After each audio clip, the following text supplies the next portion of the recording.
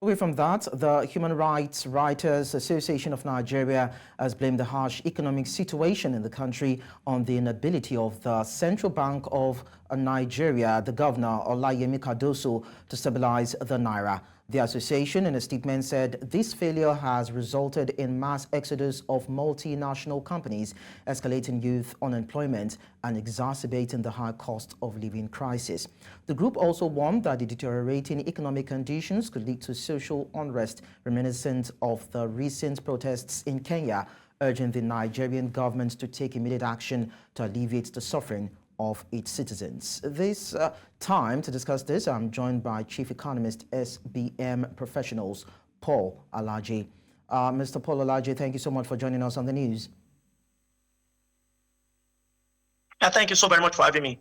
All right, so what's your evaluation of different measures by the Apex Bank under its governor, Yemi Cardoso, to improve the value of the Naira and ensure stability?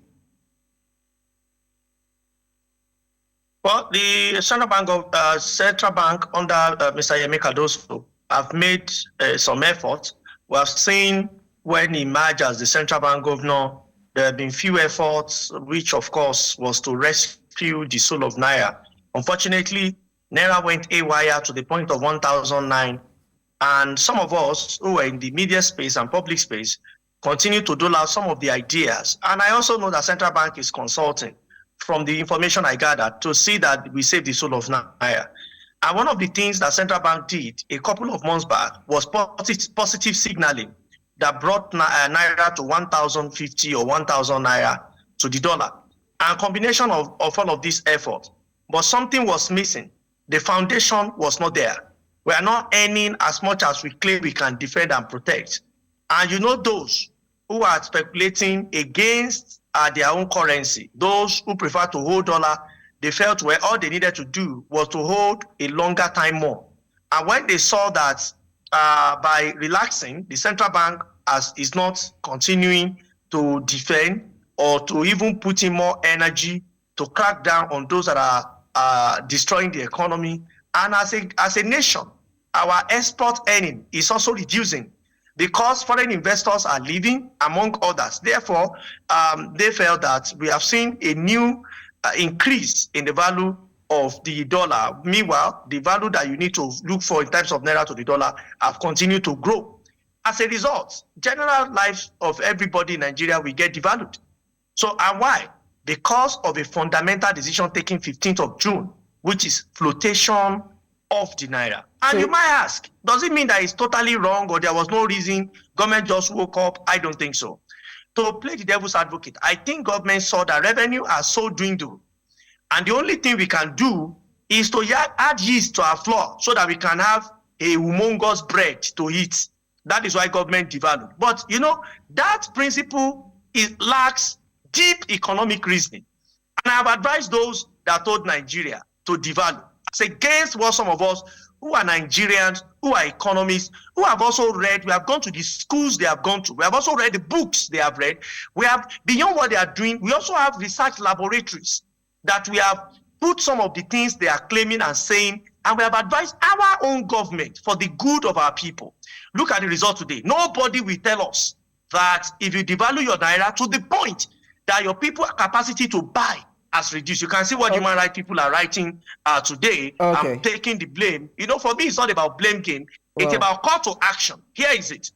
If we don't fix economy and have positive signaling, I'm sorry, the economy may further go down. Okay, so let's talk about fixing the country. Now, just as you said, Nigeria is not really exporting enough to get more of the greenback. So if we are to profile lasting solutions to solving Nigeria's issues, and we are to look at the area of exportation, what are the impediments and what are the issues, or what are the solutions that you would prefer if we are to improve that particular area? And are there other sectors of the economy that you think the Nigerian government should also focus on so as to improve the country's GDP?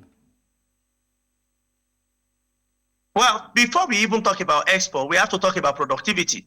The general productivity is very low. When you look at the growth rate as measured by the GDP, the growth rate of the country, productivity is low because we only grew by 2.9% 6.98% as against the target of 6 to 7%, an expectation of 10%. So in terms of expectation, we're looking at only 20% of what we are supposed to grow by, which means our growth rate is extremely, extremely low. What should we be doing? We need to look at key areas of productivity, which include agro output and agro processing. Insecurity has not really helped us because it has ensured that those who were even farming, some of them have abandoned their farms. We heard of one insecurity concern yesterday or today that happened in the core northeast part of Nigeria. So we need to provide farm ops, and I've said it over and over and sounded like a broken record, and I've not seen action. I heard recently the president has tasked our governors to provide food and security. Well, you see, the foundation of everything is that there is no single economic strategy. There is no single economic document. You saw what PwC reported in terms of expectation for the year. PwC is saying that the fiscal concern may happen. That is, Nigeria may have fiscal concern by the end of the year. Am I really thinking yes or no? I can tell you that even now, as of June, we're already seeing fiscal concern into the next half of the year. So here is it. Mr. Cardoso is not in a fiscal, it's not a fiscal authority, it's monetary authority, but at the end of the day, they are the same government. Look at it. We have 4 budgets running side by side, which means we might have reasons to borrow more money. Now, where the monies will go to, because we have 4 budget life cycle that's supposed to have expired that we have brought back to. We also now have a central bank governor that is saying there is excess money supply, increasing NPR. As you increase NPR, what happens? To increase NPR, what happens?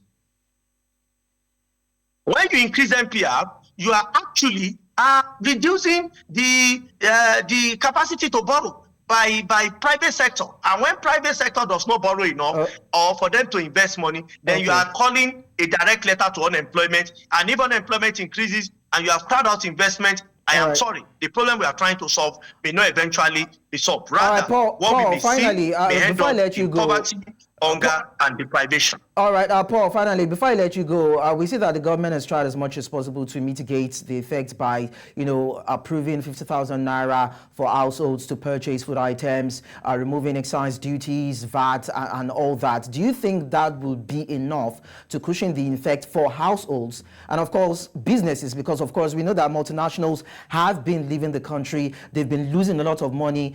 They've been selling their shares and their assets. So do you think that could help in a way? It is momentary, it is temporal, it is not visible.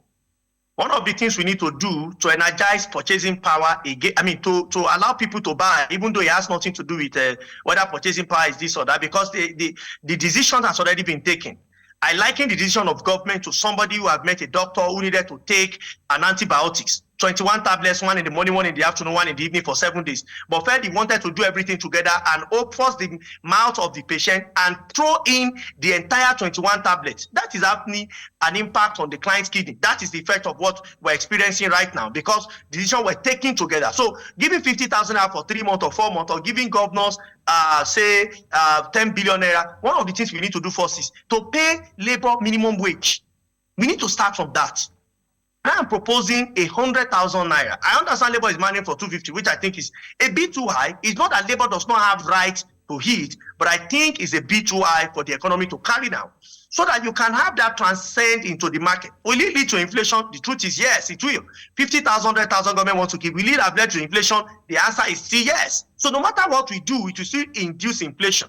Okay. But we need a population that has capacity to buy, at least to some level. And this is not just the only thing. There are other things. I've seen government have said they want to roll out some capital projects, including rail. Those are fantastic things which we must encourage. But before the rail comes, because it has time lag, another things come. What can we do today? Agro planting and all of those will only take us 3 months to 6 months. Okay. Those are the things we need to do in terms of quick fixes. But if we don't have a national economic development strategy that we can start implementing from day one, that all the 36 states of the federation and the federal capital territory we buy into, I am sorry, it will be us having shadow boxing, hoping that one day they will declare us a winner. Shadow boxing is just you and your shadow.